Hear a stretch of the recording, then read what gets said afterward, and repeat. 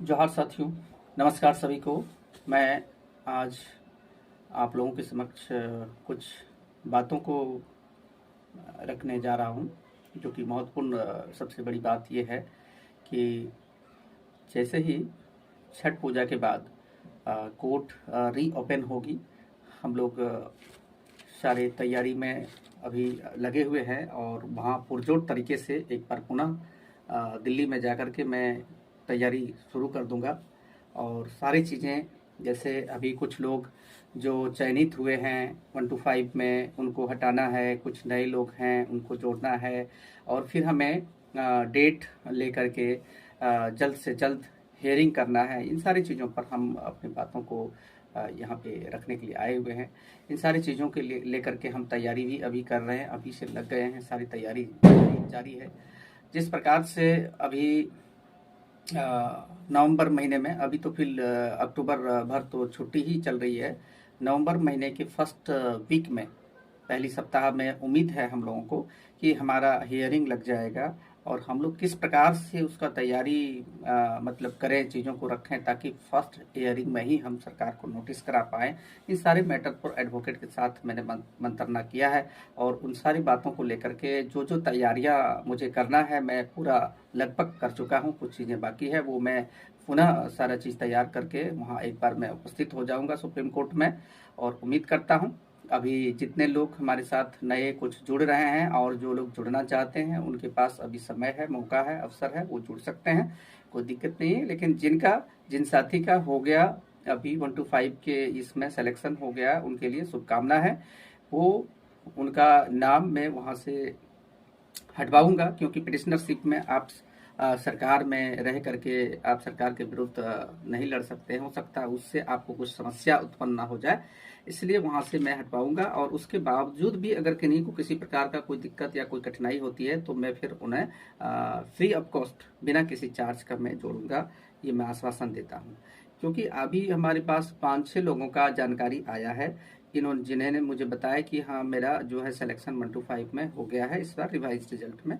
तो मुझे लगता है जहाँ तक की संख्या ये बढ़ सकती है, बहुत ऐसे लोग हैं। मैं मीटिंग के माध्यम से भी लोगों को जानकारी दिया था कि आप लोग मुझे सूचित कीजिए, जिनका हो गया है कृपया उनका नाम पिटिशनरशिप से हटवाना बेहद जरूरी है, नहीं तो उनके लिए वो दिक्कत हो जाएगा।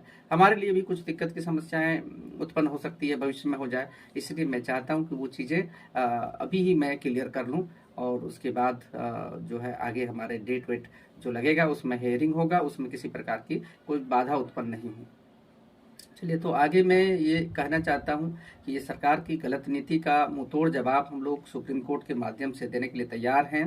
कुछ साथियों का हमारा हाई कोर्ट में भी केस लगा हुआ है, उनका हेयरिंग डेट भी आ गया है, तो मे भी उनका हेयरिंग अक्टूबर लास्ट वीक में होगा। और यहाँ से भी नोटिस किया जाएगा सरकार को, फिर हम सुप्रीम कोर्ट से करेंगे तो वहाँ से भी नोटिस किया जाएगा। और हमारा पूरा कोशिश होगा कि वहाँ पे नोटिस के साथ ही साथ मैं फिजिकल एफेरेंस को मस्ट कर दूं, ताकि उमा शंकर को सुप्रीम कोर्ट में जाकर के उपस्थित होकर के सारा जवाब देना पड़े।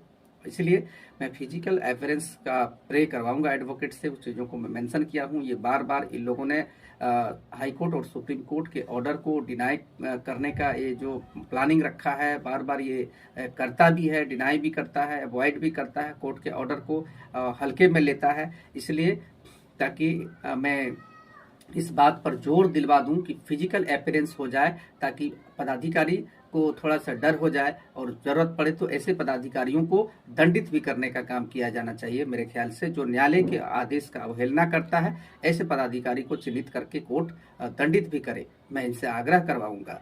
क्योंकि इन्होंने कोर्ट के जो ऑर्डर हैं इनको बहुत लाइटली लेता है और चीज़ों को दुरुपयोग करता है, अपने पद का दुरुपयोग करता है।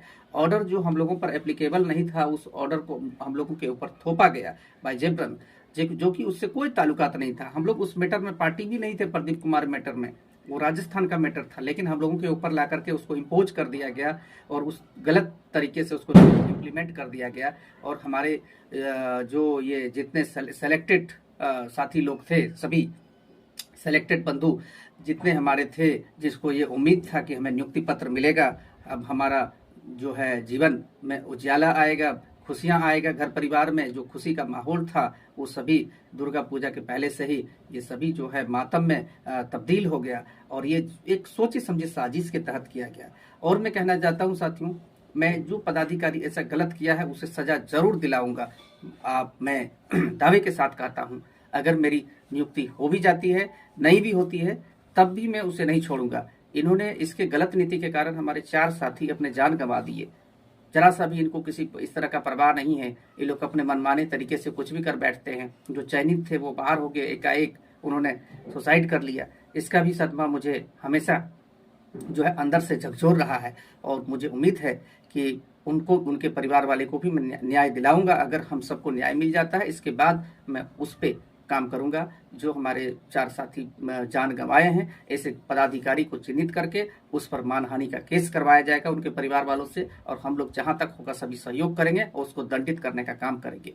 अभी सरकार जो चाल चल रही है, अभी सरकार देखिए सरायकेला खरसावां में, अभी घाटशिला में इलेक्शन के कारण सरायकेला खरसावां में 6 तारीख को नियुक्ति पत्र वितरण का कार्यक्रम रखी है। और हम लोग चाहते हैं उनका ये कार्यक्रम तो वो रखे हैं तो हो, लेकिन हम लोग चाहते हैं वहां से इस सरकार का हम लोग विरोध भी शुरू करें। इसको लेकर के हम लोग कुछ ऐसा तैयारियां भी कुछ लोगों से किए हैं, ताकि हम लोग वहां पे इस विरोध में, इस मांग को, हम लोग अपनी मांगों को लेकर के कैंडल मार्च वगैरह वहां पे भी निकाला जाए।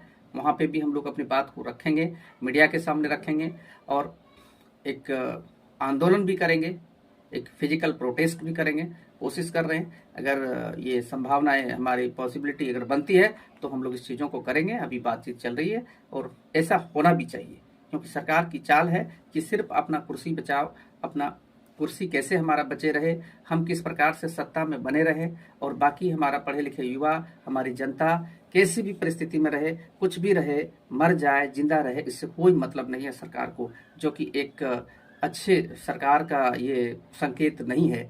इस तरह की सरकार को कहा जाता है कि ये स्वार्थी सरकार है। ये अपने हित के लिए ये सरकार काम कर रही है, युवाओं के लिए नहीं कर रही है, झारखंड की जनता के लिए नहीं कर रही है, झारखंड के विकास के लिए नहीं कर रही है। इसलिए हम लोगों को संगठित होकर के कोर्ट और फिजिकल प्रोटेस्ट के माध्यम से जब जब मुझे अवसर मिलेगा तब तक हम लोग सरकार को जवाब देने का काम करेंगे। तब तक हम लोग अपने मुद्दे को रखते रहेंगे। जब तक सरकार हमारी बातों को नहीं मान जाती है तब तक हम लोग कोर्ट और फिजिकल प्रोटेस्ट ये दोनों अपनाएंगे। सभी यूनाइट रहेंगे, सभी ग्रुप में नहीं बटेंगे। इससे क्या होगा, सरकार के ऊपर एक दबाव बनेंगे, कोर्ट के माध्यम से पदाधिकारियों के ऊपर दबाव बनेंगे, हमारे फिजिकल प्रोटेस्ट से सरकार के ऊपर दबाव बनेगा, बातें हमारी मीडिया में जाएंगे, और इस प्रकार से हम आगे कामयाब हो पाएंगे साथियों। और हमारी ये रणनीति है। आप लोग सभी से मेरा आग्रह है, आप सभी हमारे चैनल को सब्सक्राइब कर लीजिएगा, और मैं जो भी हो और अन्य लोगों को शेयर भी करिएगा, क्योंकि मैं इसमें जितने भी महत्वपूर्ण सूचनाएं होंगे कोर्ट से रिलेटेड या फिर फिजिकल प्रोटेस्ट से रिलेटेड या कुछ भी जो जिस प्रकार की महत्वपूर्ण सूचनाएं जो होंगे, मैं इसी के माध्यम से आप लोगों के बीच पहुंचाने का काम करूंगा। जी धन्यवाद साथियों।